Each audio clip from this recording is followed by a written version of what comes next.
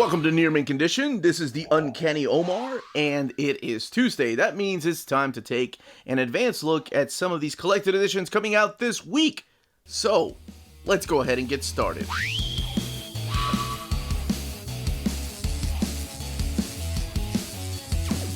Before getting started, I want to give a huge thank you to David Gabriel and the fine folks at Marvel for sending us advanced copies of these books. These books are due out in the direct market and book market on May 10th or 11th, depending on where you get your books. So we have one Marvelverse book and a couple of Epic collections, one being a reprint. There's also a Hawkeye book, but I didn't get it. It's a Kate Bishop Hawkeye book, not a Clint Barton, though, so let me just specify a little bit. All right, so let's go ahead and get started. We're going to be talking about the Marvelverse Jane Foster book here. I figured with only 3 books, that we go ahead and get the spines out of the way. One thing immediately I noticed is I'm glad that She-Hulk is a different shade of green than the Avengers. It's a little more yellowish than the green they use on the Incredible Hulk as well. So it's different than that. I like that. Here we have the latest Marvelverse book. And the Marvelverse books are a quick way to catch up on what these characters are like in their comic book version. I think this is more marketed towards people that have watched movies. They are in smaller scale compared to the size of a trade paperback.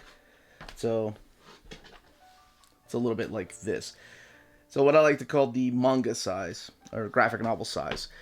They are cheaper though. This is $9.99. And it has 126 pages. Right off the bat, I see some Gurihiru artwork there.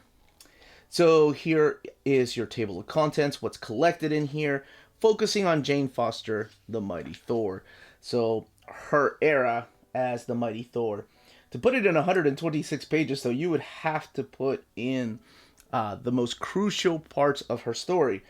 I am going to go ahead and say something, though. I think it's interesting that the solicits had something else. Because I remember the solicits having, like, What If number 10...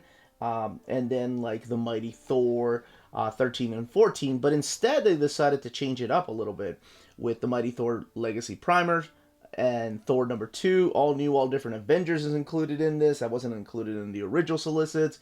Thor Annual number 1, or material from that really.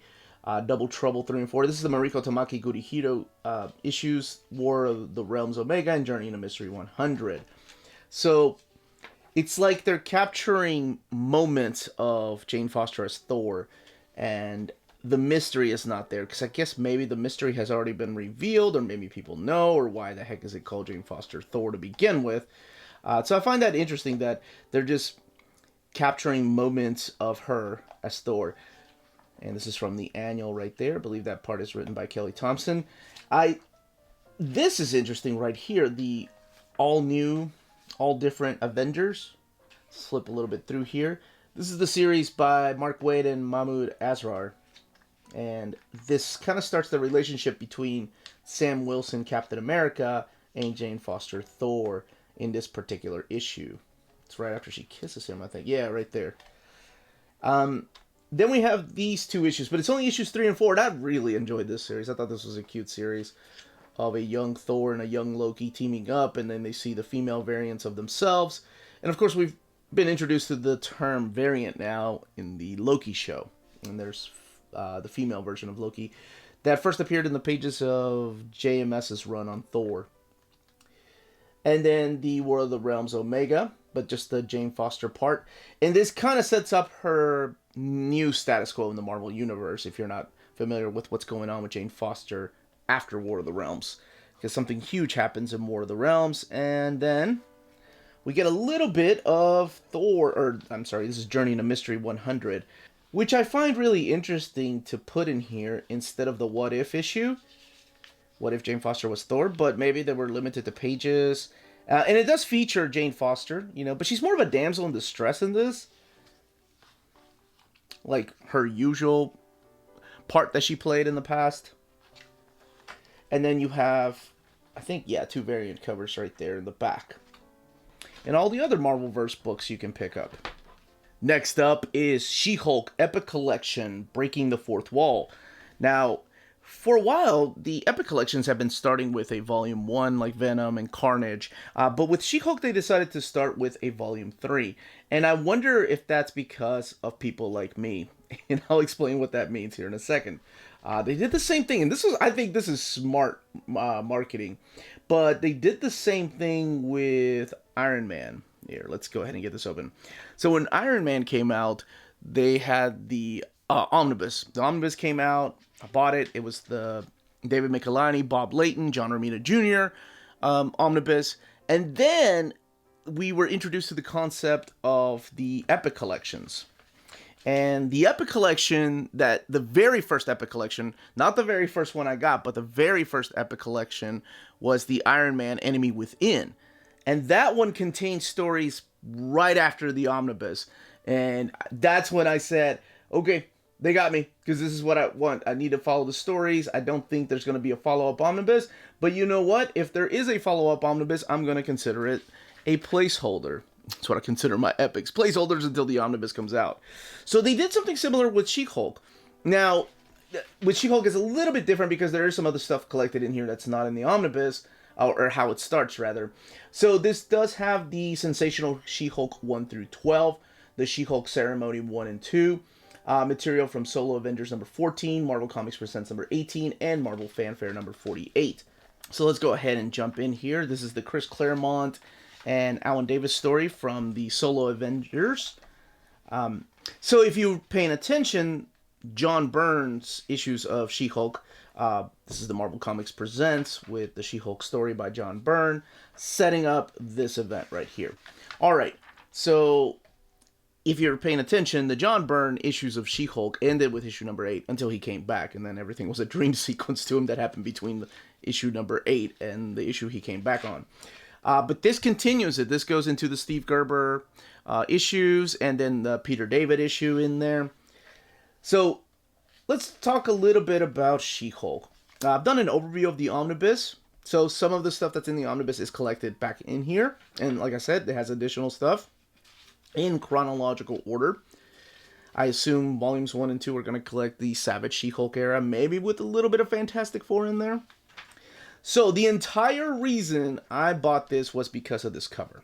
Now, I was only getting X-Men at the time, but I wanted to go back and buy this. I found it in an ad.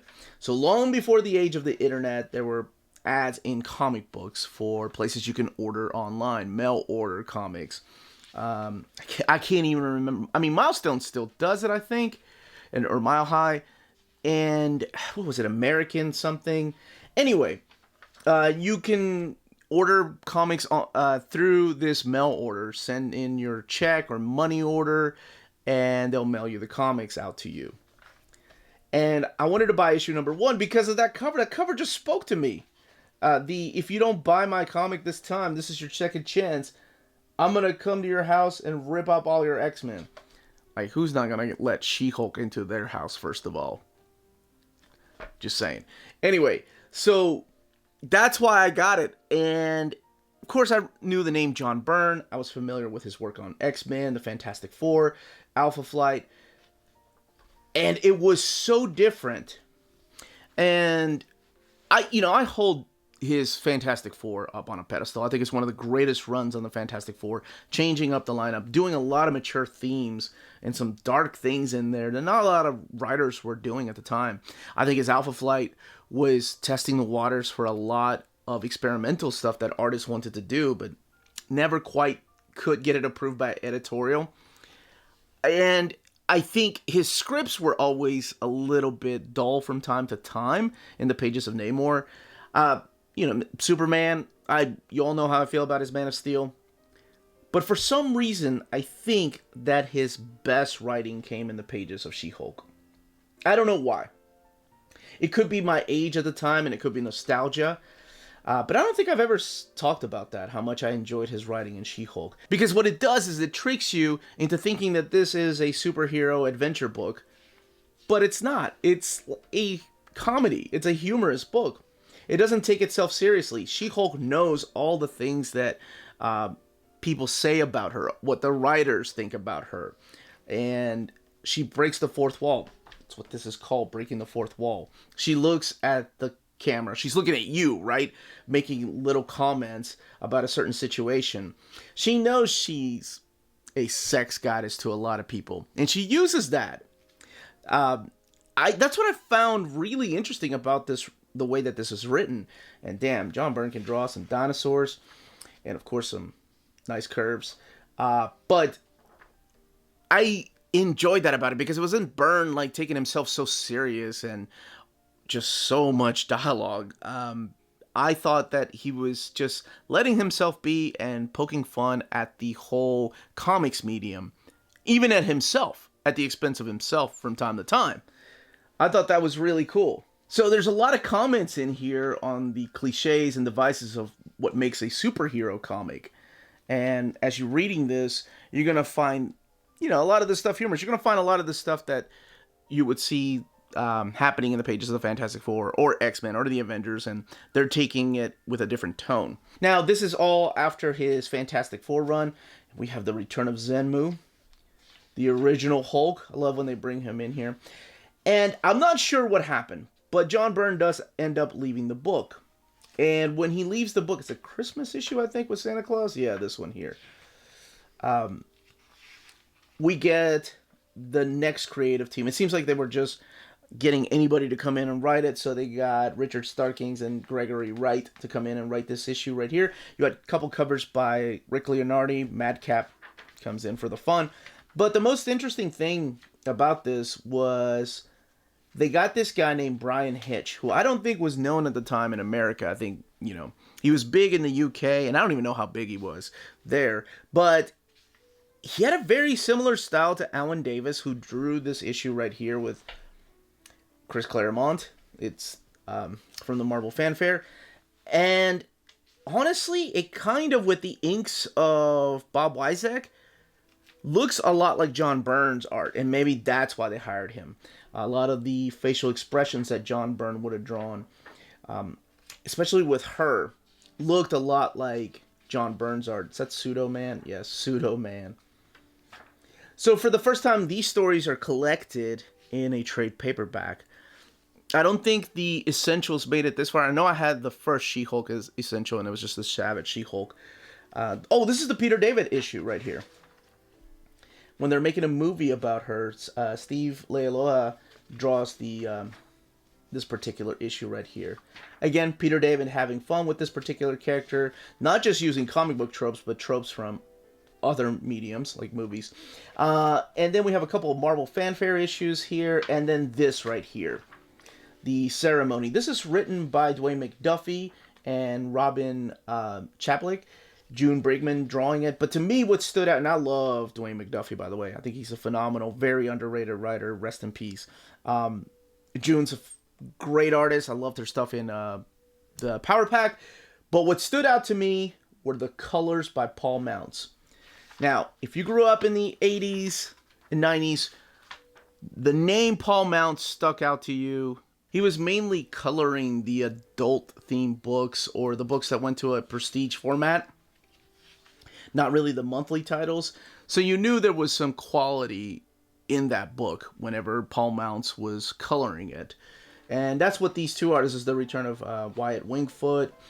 There's a proposal, perhaps a marriage, but of course that gets interrupted because of a soul-seeking demon. But again, what stuck out to me when I was reading this many years ago was the Paul Mounts colors. And you can usually tell when he does colors on a book. Now, this book retails for $39.99. Let's look at the extras in the back. Oh my gosh. Joe Jusko, right? Is that who did? Yeah, Joe Jusko. Love that. That would have been awesome underneath the dust jacket for the omnibus. I don't know. I'm looking at an epic and I'm talking about underneath the dust jacket. The book has 448 pages. There's a John Byrne interview from Marvel Age, talking about him taking over She-Hulk. Fred Hembeck. The Return of the Sensational She-Hulk. I think that's a John Byrne piece. Yes. Marvel 1989, the year in review. So something you probably notice is that there's lack of Jennifer Walters in here. Why is that? It's mainly She-Hulk. There's some original pages. Well, as I always say, there's only one way to find out. Last but certainly not least is the Avengers Epic Collection Operation Galactic Storm. This is volume 22 in the Avengers Epic Collection. You have a piece here by Steve Epting that looks like it's been recolored. And then you have a piece here by Greg Capullo. Drawing Quasar. That's right, Greg Capullo. That's the first time I saw his artwork was in Quasar. By the way, this has been collected before in a series of 2 trade paperbacks. This is the original colors compared to what the new modernized colors look like. But what I was going to say is that the mapping is different in these. I think you get more Quasar books in here than you did in this particular collection. But it's an epic, right? So it looks better on the shelf. And to me, I think the focus is more on the Operation Galactic Storm and less on the aftermath of Operation Galactic Storm. But because it doesn't also collect like the what if issues. So kicking it off with Captain America 398, Operation Galactic Storm, Part 1. Now, man, I'm sorry, I'm just talking about my childhood here, but as a fan of the X-Men, immediately I was like, Warstar. Why is Warstar fighting Captain America? I wasn't getting Captain America at the time. I was getting Avengers from time to time during this particular era. I definitely wasn't getting things like Wonder Man or Quasar. But because of the involvement of the Shi'ar, I had to get this giant crossover. And always with the hopes that, oh, maybe the X-Men are going to be in this. So this does collect Captain America 398 to 400, but it partially 400, not the whole issue. Avengers 345 to 347, Avengers West Coast 80 through 82, Quasar 32 through 34, Wonder Man 7 through 9, Iron Man 278 and 279, Thor 445 and 446, and then Captain America 401. So, in the back of these issues right here of 398 to 400, there was also the Crossbones story arc. That's not collected in here. It's just mainly the Operation Galactic Storm part. So all of it kicks off with this young man right here. This guy that played such a big part in the original Kree-Skrull War. This is Rick Jones. And Rick Jones is having dreams about an oncoming war. He goes and tells his old buddy Captain America. And then out of nowhere, a Shi'ar warrior named Warstar, which is actually 2 characters, what are their names? Beale and Seal, I think, something like that, come and try to kidnap Rick Jones. Captain America's like, yo, that's my dude. What are you doing, man? He was my sidekick. So they get into a fight. That's how this event kicks off. You don't really know exactly what's going on. I mean, I guess if you were following the Marvel Age and interviews pages, you knew that this was going to be the Kree-Shi'ar War. So we had a Kree-Skrull War. Roy Thomas helping write that. By the way, Roy Thomas, not helping, he did helm that. Roy Thomas and his lovely wife, Dan, join the Avengers West Coast during this time and get to write this. So it's really cool to see him write a bunch of history in here, quickly giving you a recap of what the original Kree-Skrull War was. By the way, that was the first time I read about it. I mean, I knew about it because it's one of those Marvel lores, but as a kid, we didn't have the internet. There was no such thing as YouTube. Some guy on YouTube telling me what the Kree-Skrull War was, or Wikipedia to let me know, oh, here's a quick synopsis at what the Kree-Skrull War was. Awesome. Oh my gosh, can you imagine having Wikipedia when you were doing book reports? What the hell, man? Man, that's not fair. Anyway, where the hell was I? Oh, yes. That's how I found out about the Kree-Skrull War, or the details about it, and how Rick Jones was involved. Now you can just go buy the Epic collections. We also didn't have collected editions. You guys, you young kids have no idea how good you have it. Yeah. The world may suck because you're young, but trust me, it was a lot worse. We had chicken pox in the 80s, and we didn't have collected editions. So the Avengers get involved in this huge fight between the Kree and the Skrull. Look at this gorgeous artwork by Greg Capullo. Oh man, I think this is the only issue he does because the other ones are fill-in issues. This is when I was like, oh, that guy's awesome. So when I heard it, he was taking over X-Force, I got excited because I was like, oh, I remember seeing that guy's art in that Quasar book. Written by Mark Gruenwald. Now, of course, years later, I went back and read this, and I love Mark Gruenwald's, not just Captain America, but also his Quasar. This is Jeff Johnson on artwork with Dan Panosian on inks. is that, what is this, Ultimatus, I think. So the Kree had their own warrior that they, or like group of warriors they had to put together because the Shi'ar always had the Imperial Guard. So this is where everything comes together, where Captain America says, okay, we got to put a stop to this war. We can't let it continue. So what I'm going to do is split up the Avengers into 3 different teams, because they have the Avengers West Coast come in too, and then they also had some reserve members come in. So this is the team here that he's taking with him to the Kree Empire. This is the team that's going to go and face the Shi'ar. Not really face them, but go and be a little diplomatic about things. Like, yo, what's going on, Lilandra? You need to, like, chill. You know your boyfriend, your boy toy, Professor X, lives on Earth. And he said, you need to calm down. I'm not sure how that conversation actually went. It's been a couple of years since I've reread these things. And then the Earth Defense Force. I love that in this Earth Defense Force... Okay, so there's some drama, of course, right? Scarlet Witch is like, oh my gosh, I'm going on a team with the Vision and Simon, which is Wonder Man. And at the time, you know, Wonder Man's memories and all that based on Vision. Both of them having strong feelings for Wanda. Anyway, drama, love triangles. That's what comics are. It's all they've ever been. Down here, the Earth Defense Team. I love this. Like, Hawkeye is so insulted that he thinks that Captain America thinks U.S. Agent is good to take up to face the Kree, but not Hawkeye, who was part of the Kree Skrull War. So he goes and sees Hank Pym, and Hank's like, oh man, here you go. Go and be Giant Man. So that's why Clint is Giant Man during this particular era, or Goliath, whatever the hell he goes by. So you are going to see some appearances, not by just Lilandra, but also like some of the characters like Deathbird here, her sister. You're going to see an introduction of some newer characters too. The Imperial Guard gets involved. Because there's a lot of miscommunication. There's this thing called the Negabomb that if it goes off, like, it's going to destroy a huge chunk of the universe. This is the issue of Thor, if I'm not mistaken. Yeah, this is the issue of Thor written by Tom DeFalco, another run that's completely underrated. But what I was going to say about this is that this is the fight between Thor and Gladiator from the Imperial Guard. I love that, from the pages of X-Men. Cashing in on the X-Men, baby. But this is a different Thor. This is Eric Masterson Thor. This isn't the Odin's son Thor that we've been reading about. This is during the time when he was replaced by Eric Masterson and all his memories and everything. So I thought this was a really cool way of both of these characters fighting and what you're expecting. Then you have Korath here. What is Korath the Accuser? No, Ronan the Accuser. Korath the Convictor. I can't even remember. Bob the Builder. Dora the Explorer. Now I'm just getting silly. Lack of sleep. Sorry, both of my kids have been sick. Alright, so we have these little cards that I never saw. I wish I had known about these. So you have the Kree Star Force, which is, like I said, that team that the Supreme Intelligence builds. The Shi'ar Imperial Guard. I would have loved to have seen that. By the way, this is when I found out about... Is this Dave Ross? I've always been a fan of his artwork, and I don't hear enough people talk about his art. Kind of reminds me a little bit of like Gene Colan's art. But what I was going to say is that this is when I found out about the X-Men animated series. Because much like me, a bunch of other readers were wondering, wait a minute, if you're going to involve the Shi'ar in here, involve Professor X's lady, why aren't the X-Men showing up? Why aren't they taking Hank with... And that was my question. I'm like...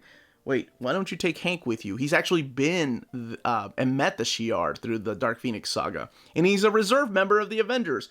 But the letter pages answered that the X-Men were busy filming their animated series. So I was like, okay, screw Operation Galactic Storm. What's going on? What is this animated series? That was the first time I had ever heard about it. And it was in the letter pages. Now, the letter pages are not collected, unfortunately, in the Epic collections. This is why sometimes the omnibus editions are better. However, the She-Hulk letter pages are not collected in the omnibus nor the Epic collection. So that's not a win-win. That's kind of a lose-lose. But anyway, you have Steve Epting's artwork here. And I can't flip through too much after this because there are some big spoilers. What ends up happening, though, is something that I thought was awesome as a kid. And I wonder if that's the way people feel about Civil War. Because there is a Civil War. There is a division between ranks. There's something that happens between Captain America and Iron Man that makes them question each other. and a team sides with Captain America and the rest of the team sides with Iron Man as to what to do. And I love Dane Whitman's line about, we can avenge them. It's in our name. Something like that. I haven't read it in a long time, so I love that. I love that Black Knight plays a big role in this because he was one of my favorite Avengers. But yes, you do have artwork in here from Jeff Johnson, Greg Capullo, Steve Epting, just Dave Ross that I mentioned earlier. And it's Rurik Tyler that does the fill-in issues. And you're going to see Smasher, of course, he's the one that appears. Oracle, Nightshade, Fang, all these characters from the Imperial Guard, if you read X-Men. Even the Starjammers show up. And, of course, characters like Deathbird. Now, the book has 488 pages. Let's look at the extras in the back. Because there are extras, like interviews and spotlights. And it retails for $44.99. This was one of the biggest crossovers to me. I got to know a lot of the Avengers this way. And I thought it was well written. I really enjoyed it. I'm not sure what everybody else thinks, but I really enjoyed this. And I really want this collected in an oversized hardcover format. Just because I love the art in this. But that, as they say, is that. If you're interested in purchasing any of these books, don't forget to check out our sponsor, cheapgraphicnovels.com, your online home for graphic novels and collected editions up to 50% off cover price. They have excellent shipping and prompt and helpful service. Check out their bargain deals for up to 90% off cover price. And don't forget that CGN also takes pre-orders. That way you don't miss out on the hottest releases. And they are currently running a special promotion for you Minties. If you're a first-time customer, after receiving your order confirmation email, reply back to that email and let them know Near Mint Condition sent you their way. They will then apply a free shipping promotional credit to your next order in the US. Cheap Graphic Novels, your source for the hottest books with the kind of deep discount, quality shipping, and customer service that will keep you coming back for more. And that was the content and page count of each of these collected editions coming out this week. Let me know in the comments down below which ones you're picking up if you missed your chance at getting the Avengers Operation Galactic Storm the first time it came around, and now's your chance to pick it up. If you're going to be collecting She-Hulk this way, or if you're going to keep the Omnibus and get this because this has more issues. Anyway, leave all those comments down below. Or if you're going to gift anybody the Jane Foster Mighty Thor Marvelverse book. This was the Uncanny Omar. Thank you all so much for watching. Don't forget to check out our Patreon and Spreadshop. Amazing ways to support the channel if you can do so. And more importantly, everyone stay healthy and safe out there. Much love.